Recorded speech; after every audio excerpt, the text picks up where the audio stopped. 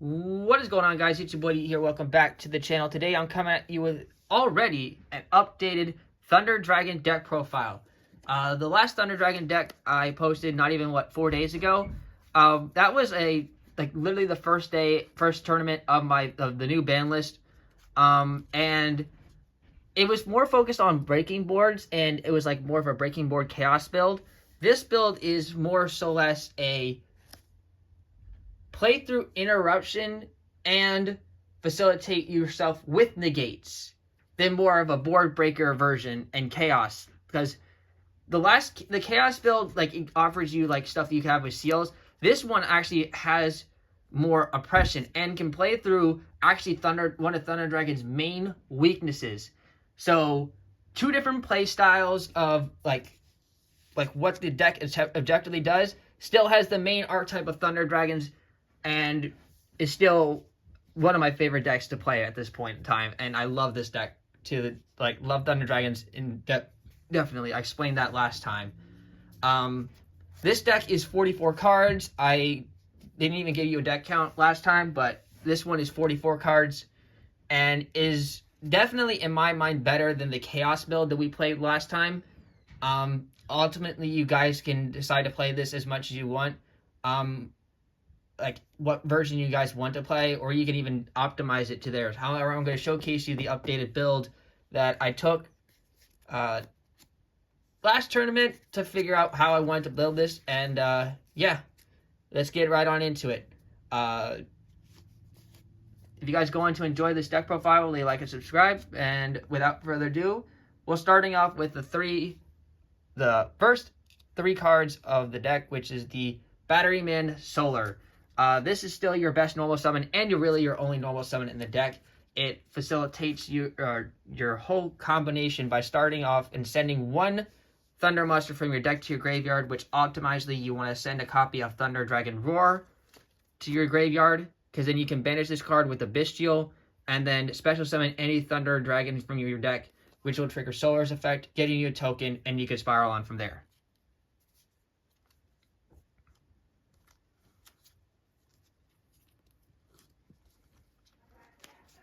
I'm not gonna go ahead and waste y'all time with the Thunder Dragon effect monsters, because I explained that all on the last deck profile. If you guys need to go and understand what each of the Thunder Dragon monsters do, you guys can go ahead and watch the past one. So the ones that are repeats and I'm still doing is still 3 copies of the original Thunder Dragon. Still think this is absolutely mandatory. The ratio of these guys really hasn't changed much. I'm still playing the 3 copies of Thunder Dragon Dark as well, because it's still, like, again, these cards are just so good to play. I don't recommend playing any less than the ratio for any of these guys. 2 Thunder Dragon Roar, and 2 copies of Thunder Dragon Hawk as well. So in total, there's still the same 10. Except this time, we have 2 more additions to the Thunder Dragon monster lineup. And that's 2 copies of Thunder Dragon Matrix. I don't like playing this card at 3. Well, there was a time I did play this card at 3. I think 2 is fine, because 1, I don't want to see it in my hand like immediately, and it's also recyclable. But basically what this card optimizes to do is basically act as a trigger, like a loaded bullet for Thunder Dragon Titan to trigger its effect. Since I need to be able to do a quick effect during my opponent's turn, and right now the only one that we have in our deck that could do the quick effect is Thunder Dragon Dark.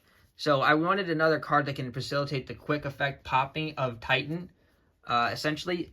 And Thunder Dragon Matrix also adds, can actually power up some of our monsters that actually would help break us over some bodies that we normally wouldn't be able to get over. So I do really like Matrix. So, and then the last Thunder Dragon, which is another new addition to the deck, which I didn't even remember. I didn't even the time I played Thunder Dragons last time, this card wasn't even out. And that's 1 copy of Thunder Dragon Lord. Thunder Dragon Lord, especially in this new build, is actually really handy, because there's a combination you can do that'll facilitate like a an extra interruption during your opponent's turn. So I will explain this card. So Thunder Dragon Lord is still it's a card that cannot be normal summon or set. So you can search this card with Chaos Space still. You must special summon this card from your hand by banishing one level 8 or lower Thunder monster from your hand or face-up field. During the turn, a Thunder monster's effect was activated in the hand. So it's not a Chaos monster you can banish from the graveyard. It just summons straight from the hand. Once per opponent's turn, quick effect, you can banish 2 cards from your graveyard, including a Thunder monster. Then target 1 Thunder monster you control. Your opponent cannot target it with card effects this turn. Once per turn during your end phase, you can send 1 Thunder Dragon card from your deck to your graveyard. So this card, end phase, always will facilitate a Foolish Burial for a Thunder Dragon card. So you could send like Thunder Dragon Fusion and prepare for a search next turn. But what I really like doing is like doing my Thunder Dragon plays during my opponent's turn. So like if my opponent's going to try and like target Titan to, I don't know, like if I know my opponent is like has played Book of Moon already, what I do is I use Thunder Dragon Lord's effect, banish 2, make my Titan or Colossus can't be affected by targeting by my opponent's card effects.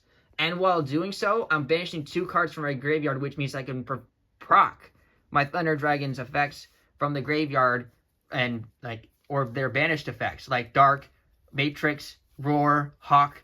Any one of those I could trigger because of Thunder Dragon Lord.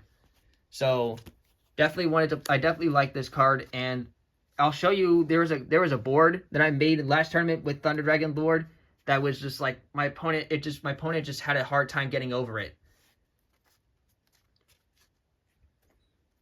Onto the first supporting engine of the deck. It's one that we are still carrying over from the last one, and that's the Bystial, except it changed up a little bit. Last time I played 3 copies of the Bystial Lebellion. This time I'm only playing 2 copies of the Bystial Lebellion because I wanted to cut down the deck a little bit more. That, and I also wanted to, like, it's still a good card we can still see because of Chaos Space. However, I did want to make room for the extra Thunder Dragon Lord. If you guys don't like Lord, you still can play the other copy of Bystial Lebellion. It doesn't really matter in the slightest.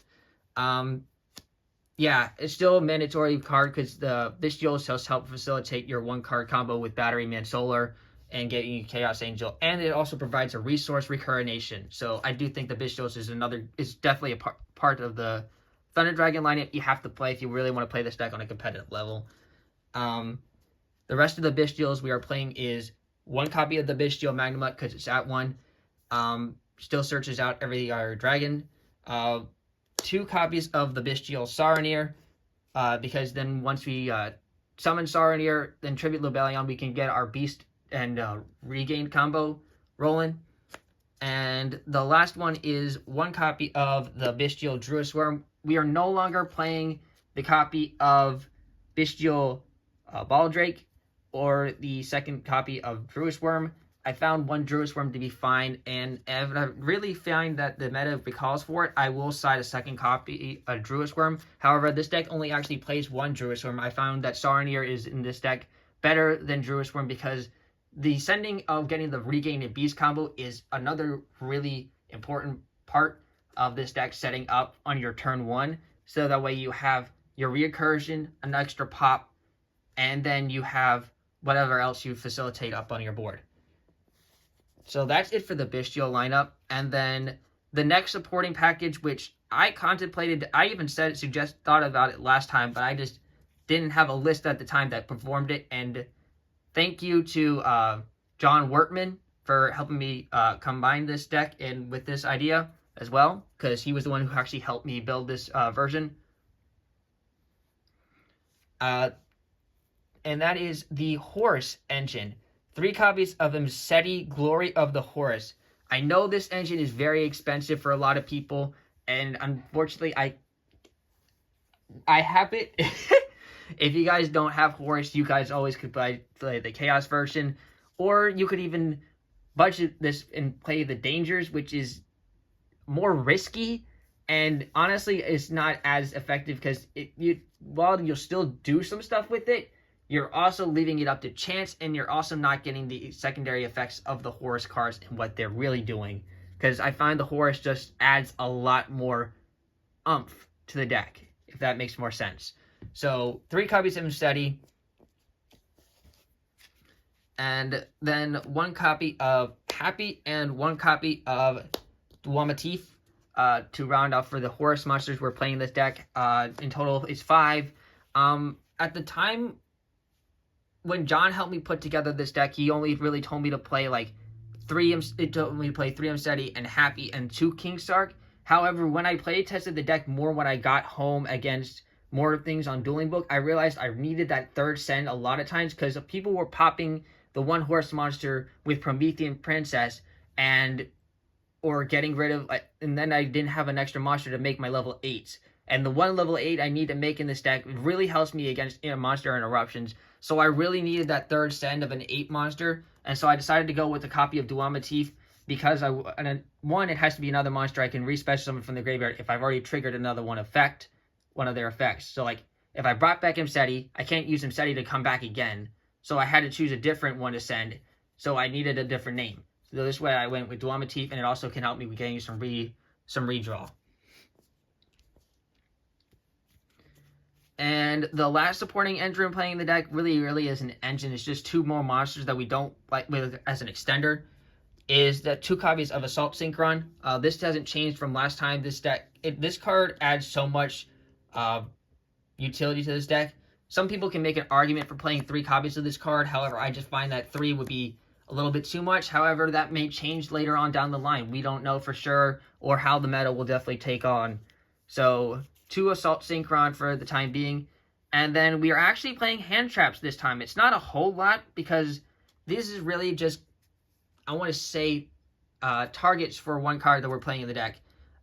That's 2 copies of Ash Blossom and Joyous Spring, and 1 copy of Nibiru, the Primal Being, in the main deck. The deck really is more supposed to be gas. However, these 2 are some of the Thunder Dragon's main weaknesses. If they Ash Blossom and Joyous Spring are Batteryman Solar, or Searching with Thunder Dragon Roar or Thunder Dragon Dark, that can really screw us over in some of our plays, or chain interruptions to our game plan. So having Ash Blossom and Joyous Spring in here, and I'm just going to show the whole reason why we play these specifically in here now, and that's 3 copies of Crossout Designator.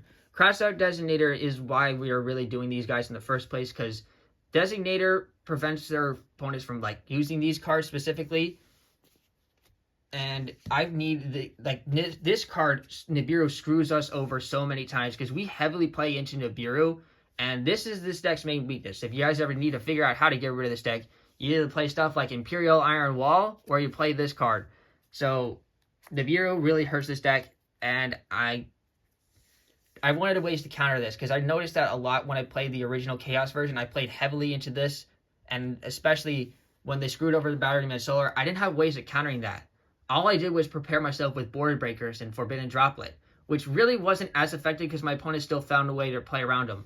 So I decided to go with this route, and yeah, I definitely think this is a definitely better lineup. Some people can argue that I'd be playing more hand traps, but when I did play more hand traps, I wasn't seeing the gas I needed to keep going. I was just seeing more hand traps. I literally played 14 hand traps, but until John helped me play with this deck, helped me fix up the deck, and I literally lost a game because all I did was open up hand traps.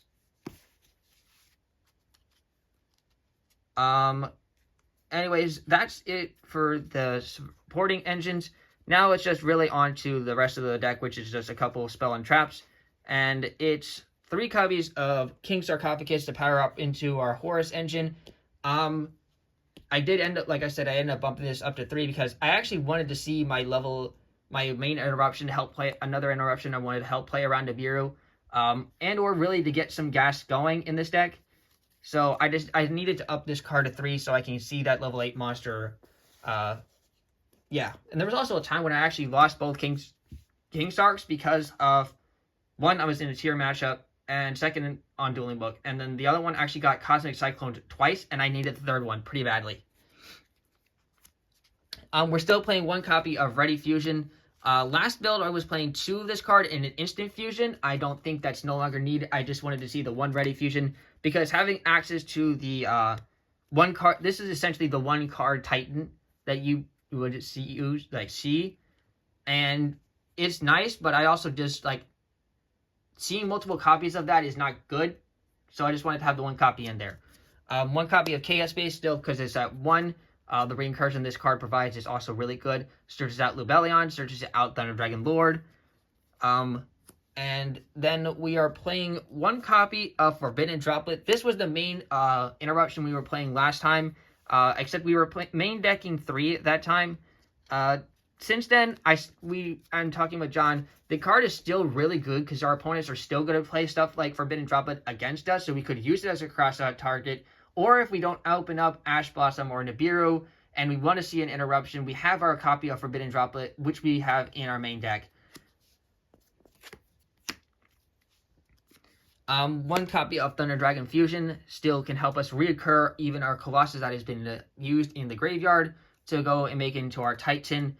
And it's just still a very good card, because when we send it through Thunder Dragon Lord, we can use it on the next turn to add a card, Thunder Dragon card. And then finally, it's the 2 Bystial branded cards of Branded Regain and Branded Beast, which is part of the branded combination. That's it for the main deck, guys. Let's go ahead and show you guys the extra deck that we are doing this time around for this build. We are playing still the 1 copy of Thunder Dragon Titan. Last build, I played 2 copies of Titan. However, after me and John talked, we realized that, yeah, you could play a second Titan. However, there's more utility that we get from playing other cards and would actually help beneficialize the deck. There's still 1 card in here that I question a couple of times, but it actually came up 1 time, and the 1 time actually came up more than the second Titan. So for that reason, I just still decided to go with that other card in here, which I'll show you guys what card that is later on. But I still think Titan is just so good. This is literally the gun of the deck. You literally point this at your opponent with your quick draws, your quick effects in your hand, and you say, "Are you ready to get popped?" Essentially, and yeah, this card is amazing. I love this art. I love the artworks of Thunder Dragons so much. So good. And then the next card in the deck, everybody knows it. It came off the ban list. However, I'm more excited to show you guys this one more than ever. Thunder Dragon Colossus. That's right, baby. I got myself the ulti. For people who can't, I explained this on the last one. The first time I ever saw a Colossus was when I actually opened up an ulti. When the first time that OTS 10 came out, I opened this card and my hands were shaking that day because of how gorgeous this card looked, and I really wanted it too. I literally have that same Instagram post of when I first got that card that day, and when that price was back at that time. Somehow I don't even know how I got rid of my actual copy of this card. Probably when it got banned a long time ago. But after it came off the ban list, oh my god, I needed to get the ulti again. This ulti is so hot when you look at this card. It's so good. And it's still like the main boss monster of this entire deck, and the whole reason why I wanted to build this deck again. I don't care that this card is $74 right now. It's worth it. Because holding this in my hand again makes me ecstatic just looking at that. And the last fusion monster we're playing in the deck is the 1 Commandery Tech, which is needed for the 1 card Thunder Dragon Titan. Onto Synchros. We are playing Chaos Angel in this deck. Easy Battery Mansour plus the Bystial will facilitate the Chaos Angel with both effects, which is just really good and oppressive on my opponent. 1 copy of Bystial Dispatter. This is needed because you can actually summon this with Lubellion and Assault Synchron. You can also summon it the second way, which people asked me, how are you doing it last time? Well, that's pretty simple. It's actually just the Bystial level 6 with Assault Synchron, make into Excel Synchron, then make into Bystial Dispatter. So, yeah. Then we're playing Supreme Sword Solver and Chen Gang still. This actually was part of the end board that actually helps with Thunder Dragon Lord. And I can show you guys that end board later. Or maybe on a different video when I actually play this deck on like online or as a couple of test hands, and show you guys some of the main combos of this deck. One copy of Excel Synchro Stardust Dragon, which is still the one way we can actually make some into our Bystial Dispatter, and it's just another really good way because it connects to our level 10s. One copy of Psyframe Lord Omega, and this is the card, ladies and gentlemen, that I was questioning a lot of the times, because like if I didn't have the access to, like, didn't need to make a level 10 into Excel, and I would be playing more into a hand trap, or I needed that extra attack boost, I went for Psyframe Lord Omega, or I could use it to rip a card out of my opponent's hand. So it was between this and the second copy of Titan.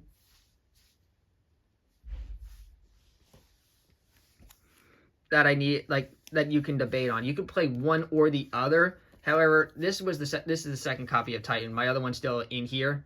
So this, I just had it here to the side. But this is what I end up playing, in the one card I'm still contemplating between this and the second Titan.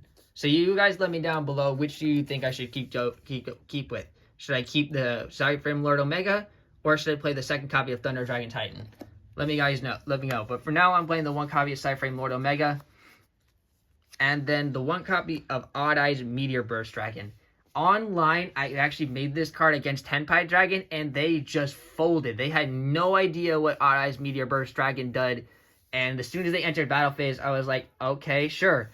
And they tried doing their stuff. I was like, you can't do any of that. And they're like, why? Because read Odd Eyes Meteor Burst Dragon. The last sentence, people. Monsters your opponent's possession cannot activate their effects during the battle phase. So they really can't do anything. And that's the whole reason what Tenpai does is during the battle phase is when their whole crazy shebang starts. And I actually got a budget Tenpai Dragon deck profile coming out for you guys. Literally, I must say within the next 3 days, I got that video coming out. Onto the Link monsters, because we're done with Synchro. It's actually only really 3 Link monsters. It's one copy of Appaloosa Bow of the Goddess, because we need the multiple monster negates. One copy of SP Little Knight, because it's just one of the most best cards in Yu-Gi-Oh! At the point in time. And of course, still our one copy of IP Masquerena. It's just pretty simple, explanatory. Any really deck right now, competitively wide, needs to play these 3 monsters so they have both options. And yeah, there's no real reason not to play any one of these in any deck. We're no longer playing Some Summoner, most people would notice. Even though there's a different version, which if you're really playing heavy on all of these, you could play the combination of both Some Summoner and Thunder Dragon Storm Mech, which is another version. Because if you do, you would have to play... Where is it? This card. I had this to the side. Thunder Dragon 100 Thunders. If you're playing a heavier Thunder Dragon count and you had like 3 of everything, you could play these 3 cards and you would be able to make Thunder Dragon Storm Mech. And the value that this card provides is insane. However, I just can't justify playing those 2 cards in the deck when the rest is just value. And I'm also not playing the 3 copies of every Thunder Dragon monster you would need in order to do that. Then the last, we're playing 3 Xyz monsters in the deck. The one copy of Super Star Slayer Typhon, the Sky Crisis. This card is just in case our opponent goes too, and we don't really have a lot of options into our going against what our opponent has done. So we make Typhon and attempt to really really push back. And then off to the last 2 monsters we're playing in the deck of, again, 2 Xyz monsters. These are the 2 level 8s that I really needed the Horus package to even make.